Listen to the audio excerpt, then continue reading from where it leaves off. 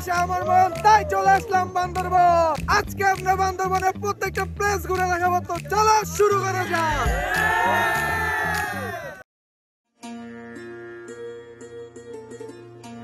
সবুজে ঘেরা পাহাড়ের মাঝে এক একটি ঘর যেন এক একটি সৌন্দর্য বহন করে।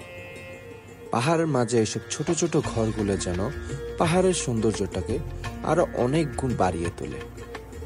আজকে বান্দরবনে এই ছোট ছোট ঘরে থাকার অভিজ্ঞতাই আপনাদের সাথে শেয়ার করব। চলো শুরু করা যাক। বান্দরবন যাওয়ার জন্য আমরা ঢাকা থেকে রাতের বেলা রওনা দিয়ে ফেলি চট্টগ্রামের উদ্দেশ্যে।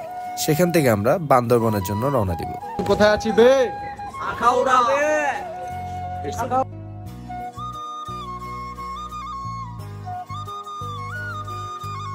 রাত যখন প্রায় 4টার কাছাকাছি তখন আমরা চলে আসি চট্টগ্রাম স্টেশনে। এখান থেকে আমরা বাসে করে চকরিয়া থেকে বান্দরবন যাব।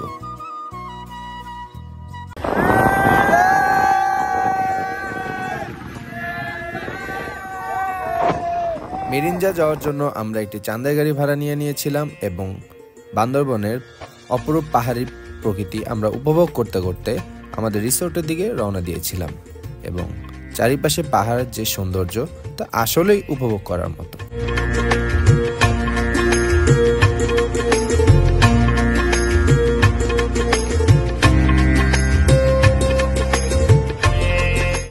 তো গাইজ, আমরা এখন রিসোর্টের দিকে যাচ্ছি।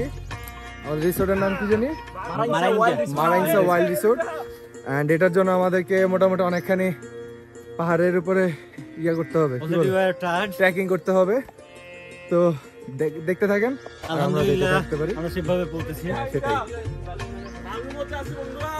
তোদের কেমন লাগতেছে?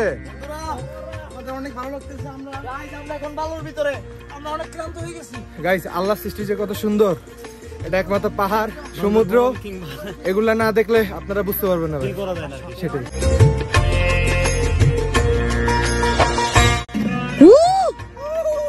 আরে ভিউ রে, ভিউ কি ভাই, ভাই ভিউটা দেখেন ভাই, সেই সেই। তো গাইস, অলরেডি আমরা আমাদের ইয়াতে চলে আসছি এন্ড আপনাদেরকে আমাদের ইয়ার ভিউটা দেখাই। এই চাপ, সাইড সাইড। এই ভিউ কেমন রে? আরে একের কম মামা। দাদারা দেখি ভিউটা, দাদারা। আই হাই, পুরো একের ভিউ ভাই, অসম্ভব সুন্দর জায়গা ভাই। যদি না আসেন বুঝতে পারবেন না। কথা কি সত্যি বলি নাই? একদম একদম সত্যি কথা না।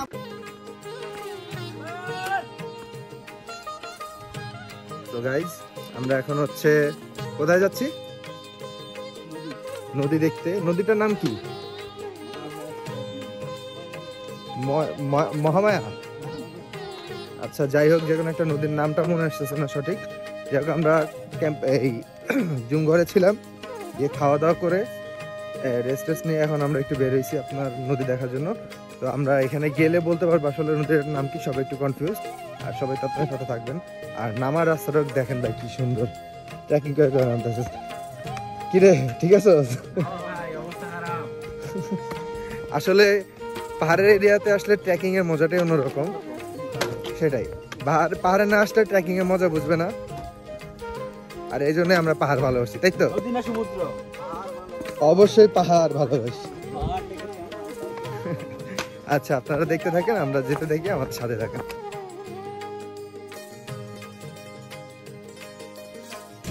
তো গাইস, এখন আমরা চলে আসছি লামা বাজার নৌকার ঘাটে। এখান থেকে আমরা একটু ঘুরতে যাব, ওই যে নদী দেখতে, যেটাকে বললাম আমরা। দেখেন এখানে নৌকার ঘাটের এদিকে এরিয়াটা ভিউ। পুরাই মাথা নষ্ট করা।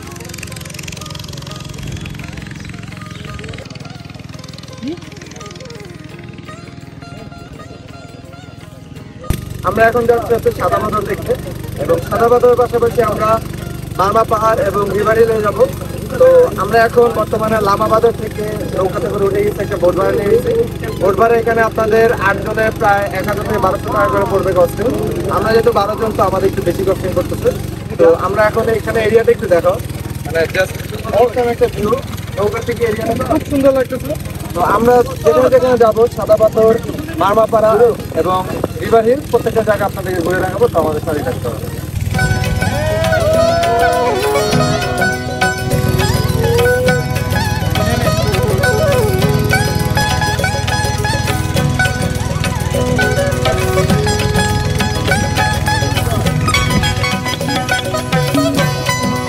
বাবা পাহাড়ে ভাইয়া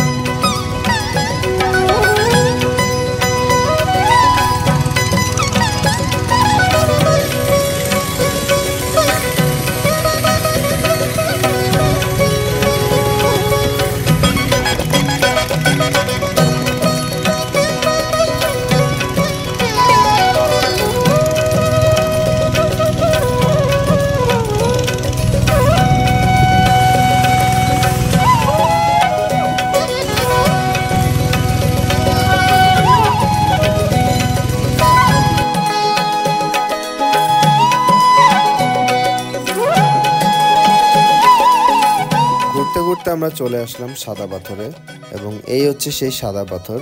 এই সাদা পাথর এরিয়াটাতে মানে পানির স্রোতে পাহাড়গুলো যে কেটে কেটে গেছে সেটা একদম খুব স্পষ্টভাবে বোঝা যাচ্ছিল। এখন আমরা চলে এসেছি মারমাপাড়াতে।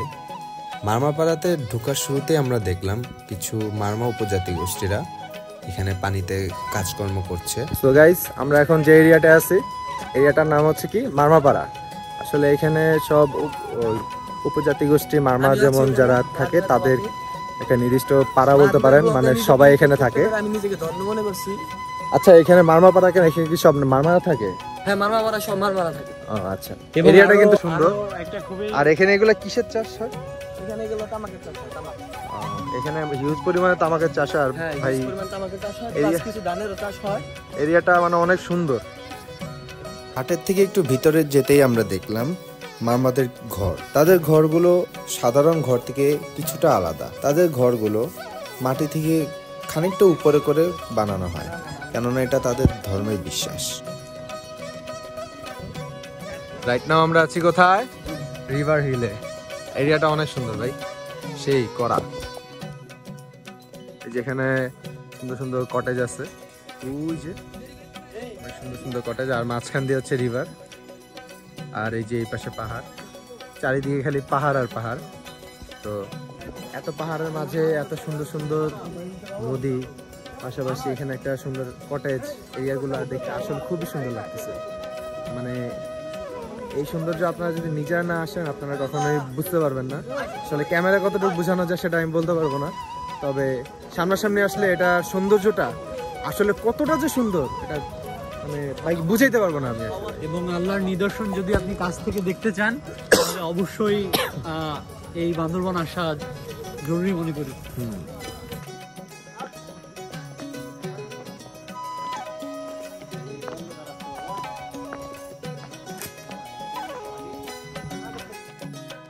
সারাদিন ঘোরাঘুরির পর আমরা ওই দিন রাতে একটা মুড়ি পার্টি আয়োজন করি, এবং মুড়ি পার্টি আয়োজন করে কিছুক্ষণ নাচানাচি আড্ডা দিয়ে আমরা ঘুমিয়ে পড়ি। Good morning everyone.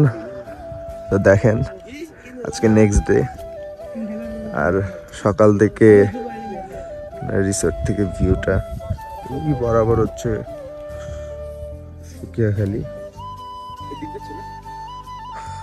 আজকে যদিও মেঘ ওঠে নাই, মেঘ আসে নাই, বাট তারপরও ভিউটা মানে বলার মতো না, অনেক সুন্দর একটা ভিউ। আর আমরা এখন সবাই একটু রেডি হচ্ছি, নাস্তা টাস্তা করবো, বেরোবো, হাঁটবো, তারপরে সেখান থেকে আমরা ঢাকা এই ট্রেকিং এর জন্য যাবো, দেন আমরা একটু ঢাকা থেকে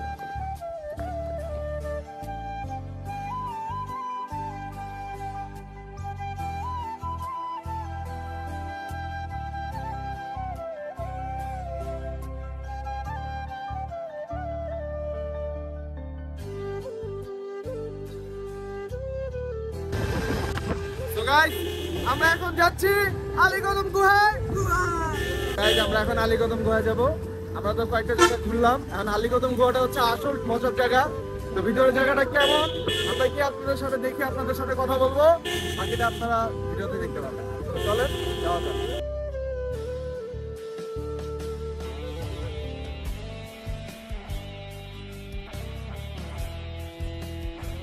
দাদা আমরা এখন কোথায় যাচ্ছি? আলীকদম গুহার। আলীকদম, এখন আলীকদম গুহাতে যাচ্ছি। জায়গাটা ভাই সেই, সিঁড়িগুলা জাস্ট লুক এট দিস, অনেক সুন্দর একটা প্লেস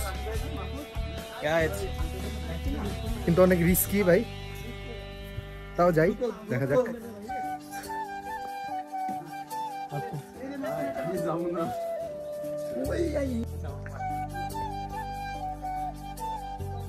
এ কই যা রে, এরে পিছলা কে তো ভাই, এটা যাওয়া খুব রিস্কি, খুব স্লিপি জায়গা। বাবা গো, যাইতেছি, দেখি। এই কেউ পড়িস না, সাবধানে যা, কেউ স্ল্যাং ল্যাঙ্গুয়েজ ইউজ করো না কাইন্ডলি। বাবা গো,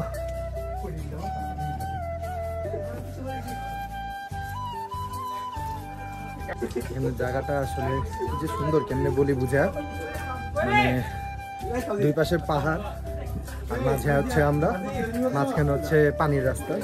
মানে এখানে এখন তো আমরা শীতের সিজনে আসছি, তাই পানিটা একটু কম, কিন্তু নর্মালি পানি এখানে অনেক বেশি থাকে।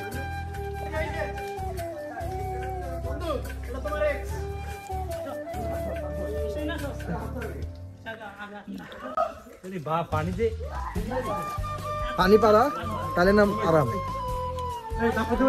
ও বাহ, বাবা কোথায় এসেছি বাবা? গুহা।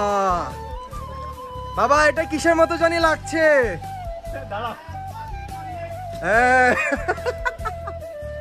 না ভাই আমি সিঙ্গেল মানুষ ভাই। এই পানি পারে হাট বোকা, সেই ভাইয়া সেই সেই। কিরে মেজবা কেমন লাগে রে ভাইয়া? কিরে এটা কি? ওয়াও সেই এরিয়া, জাস্ট দেখেন আমার মাথার উপরের এরিয়াটা, মাথার উপর সেটা দেখেন জাস্ট।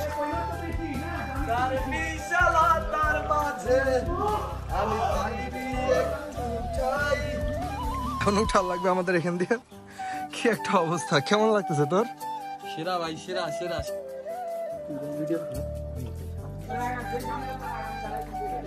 ভাই সেই এরিয়া, অনেক কষ্টে একটা এরিয়া পার করে আসলাম, বাট সামনে দুই দিকে দুইটা রাস্তা গেছে নাকি? কোনটা কোন দিকটা কোনটা কোন দিকে যায় বা কি?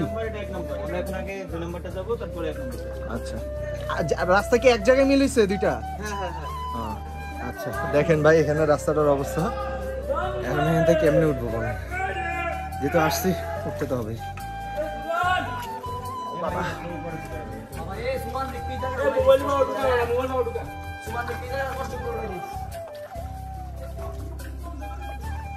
ভাই পুরো গভীর গহীন গুহা, দেখেন অবস্থা।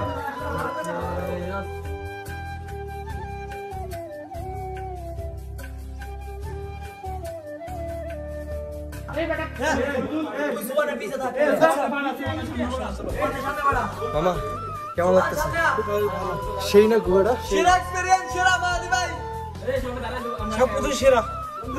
এই সেই একটা গুহা। এটা কি সেই আলীকদম গুহা নাকি? না পুরোটাই তো আলীকদম গুহা নাকি?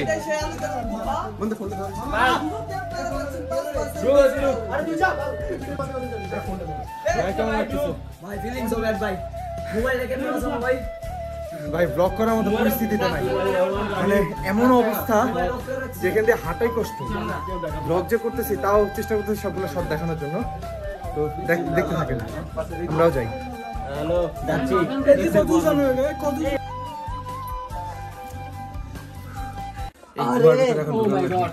Explore the new world. We are in. বাবা ঢুকো বাবা, কষ্ট দিতে হবে হয় এই যাও বাবা উঠোস না বাবা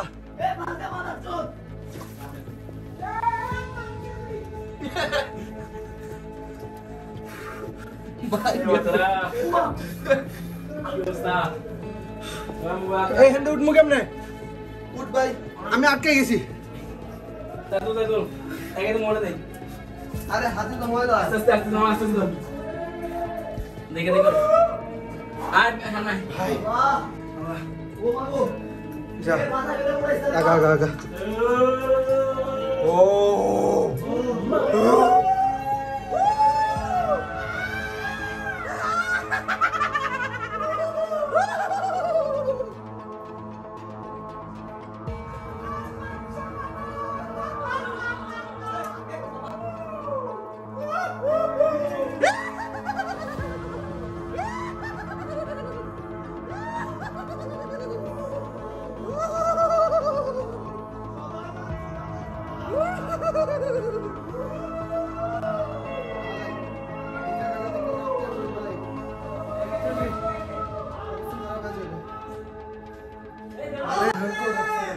যদি দেখাই কিছু দেখা যায় না অন্ধকারে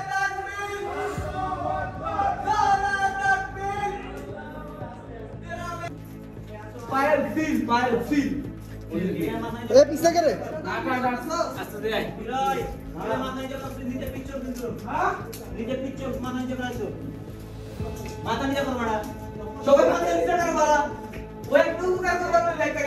বাবা আমার মাঝখানে রাখ আমার ভিডিওতে আলো হয় না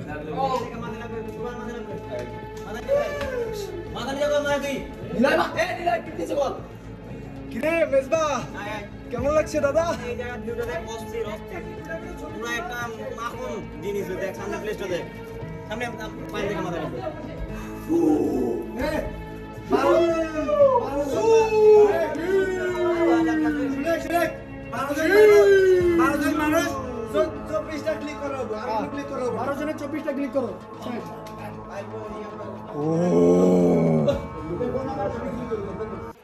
ভাই সেরা একটা প্লেস ভাই সেরা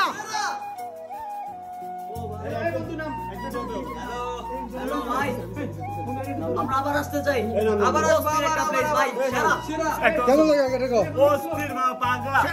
গুয়ার নামটা আলী কদম কেন আলীর গুহা নাম দিয়েছে এখানে আমরা শুনছি যে ভাই একটা আলী নামে লোক ছিল হ্যাঁ হ্যাঁ উনি এখানে আসা যাওয়া করতো ইবাদত করতো তার জন্য আলীর গুহা নাম দিয়েছে ও আচ্ছা এখানে রাস্তাটা কি উনি বানাইছে এভাবে উনি বানানি এটা আল্লাহর মিলে ও আচ্ছা আচ্ছা আচ্ছা এটা উনি যাক জায়গাটা অনেক সুন্দর জি অনেক সুন্দর এখন আমরা যাচ্ছি হচ্ছে সেকেন্ড গুহায় নাকি ভাইয়া সেই ভাইয়া সেই এখানে সিঁড়িতে উপরে ওঠা লাগে এখানে সিঁড়িতে উপরে ওঠা লাগে সেই সেরা কেমন লাগতেছে মামা একটা এক্সপেরিয়েন্স করে আগুন কররা ওমা